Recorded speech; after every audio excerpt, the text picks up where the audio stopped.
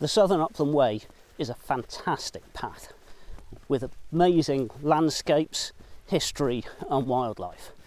But it does have the odd little downside, one of which is the dreaded Scottish Midge.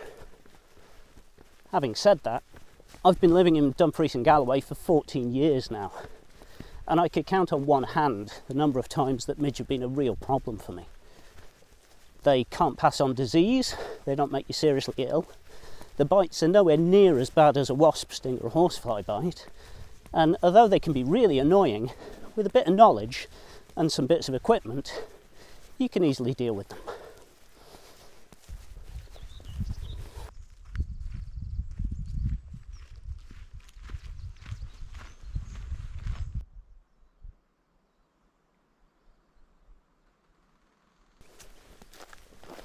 There are actually a lot of species of midge that live in Scotland, but the most well known is Kilgallioch impunctatus, the Highland midge.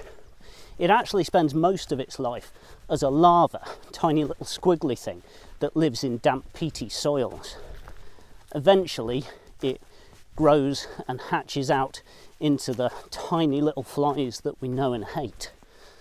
Other species of midge live as larvae in ponds and streams, and they're actually used as an indicator of water quality because a lot of them can only survive in water that is clean and unpolluted.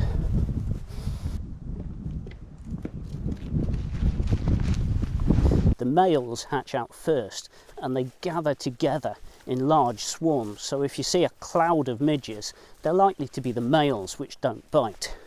Having said that, they'll still get in your eyes and your ears, can be really annoying, and there are likely to be some females amongst them, so still keep clear. For the most part, midges also don't eat blood. They survive on nectar, it's where they get the energy they need to fly around. And even the females are born with enough energy to produce one batch of eggs. It's when they come to produce a second batch that they need blood.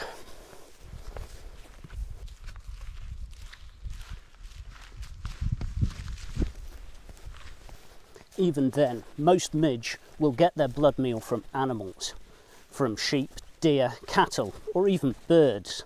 But as we know, they will take human blood when they can get it. They're attracted to us by the movement, by our smell, by the carbon dioxide from when we breathe out.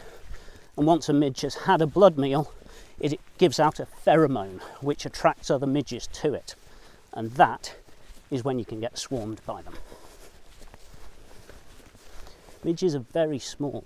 They've only got a 2mm wingspan. So in even the slightest breeze, they have difficulty flying. As long as you keep moving, they don't tend to be as much of a problem. So how do you deal with midge? Well, the most obvious way is with insect repellent. I tend to use this, Smidge, but there are lots of other brands available. A lot of people use this, Avon Skin So Soft. And I believe all of these work. I just find this one the most effective for me. But none of them are perfect. If there are a lot of midge around, nothing is going to keep them all away. Back in the day, my girlfriend's dad used to swear by smoking his pipe for getting rid of midges. Obviously, I really do not recommend smoking as a way of coping with midges, and I certainly don't smoke myself. But there are other ways that you can use this to deter them. They hate campfire smoke, so if you've got a campfire in the evening, that will tend to keep them away. Although you do have to be really careful lighting fires in Dumfries and Galloway because of the peat soil we have here. I'll do a video in the near future on campfires, so make sure you subscribe to our channel so you don't miss that one. If you're just stopping for lunch, you could use simpler things, like this incense stick, which has got citronella in it. You can also get citronella candles. Apparently midges hate the smell of citronella, so it will keep them away. If you do use something like this, just make sure you've got a means of putting it out completely when you're finished and carrying it all away with you, so you don't leave any mess behind.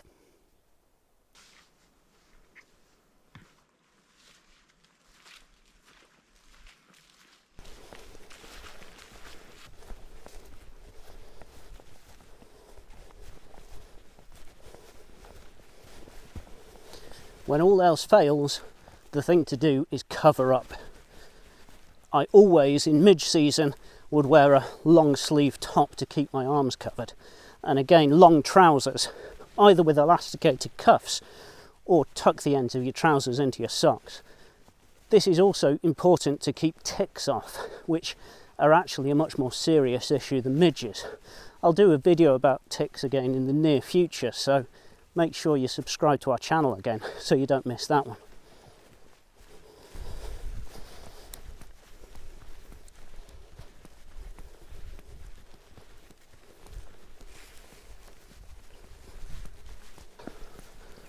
The hat is a fantastic way of keeping midges from your face. They're very cheap, fold into a very small bag, and they don't weigh very much. So it's well worth carrying one just in case you have a real midge problem.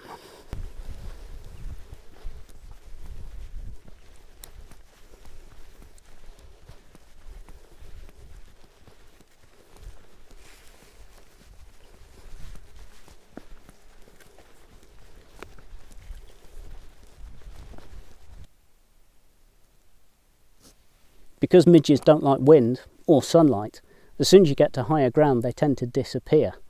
When I'm walking the Southern Upland Way, I tend to just carry straight on through the lower lying areas with more midges and wait till I get higher up before I stop for lunch or to camp. That way, not only do I not have to deal with the midges, I get to enjoy the fantastic views.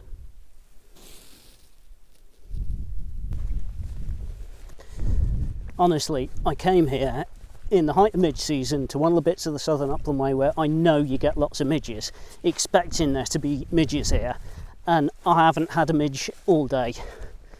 Ticks, yeah. Horseflies, yeah. No midges today. And I think this is typical of the Southern Upland Way and midges.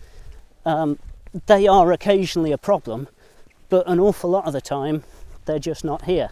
The weather's not right for them. We don't get as many as in the Highlands. They're just not that much of a problem.